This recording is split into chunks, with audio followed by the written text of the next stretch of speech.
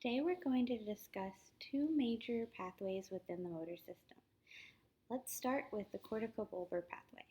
The corticobulbar pathway is a pyramidal tract that begins in the motor cortex and ends on cranial nerves, which then go on to innervate various muscles. The corticobulbar pathway is involved in volitional or voluntary control, and most relevant to speech pathology, this pathway is an integral part of swallowing, chewing, speech articulation, as well as facial expressions.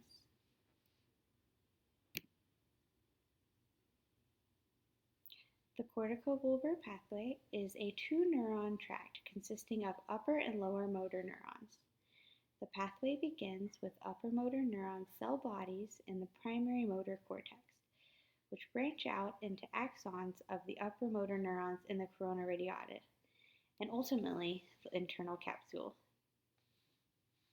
The corona radiata, which can be seen here, is a fanning of fibers that are made up of white matter.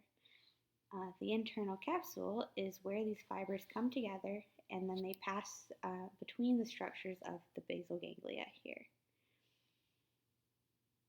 The upper motor neuron axons continue into the brainstem where they cross over or decussate in small groups and synapse on the lower motor neuron cell bodies within the brainstem. I would also like to note that the lower motor neurons are cranial nerve nuclei. Axons of the lower motor neurons exit as cranial nerves and synapse on various facial muscles.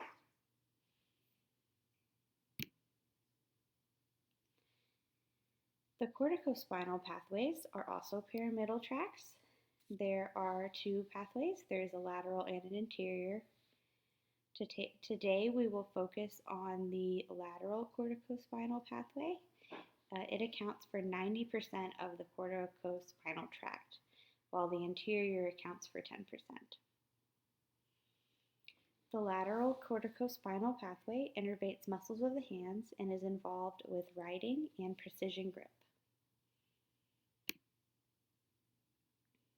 Just like in the corticobulbar tract, the lateral corticospinal pathway begins with upper motor neuron cell bodies in the primary motor cortex, which then branch out into axons of the upper motor neurons in the corona radiata and ultimately internal capsule. The axons of the upper motor neuron cross over at the medulla, specifically in the pyramidal decussation, you can see here, and continue down through the lateral corticospinal tract of the spinal cord. The upper motor neuron axons synapse onto lower motor neuron cell bodies in the ventral horn.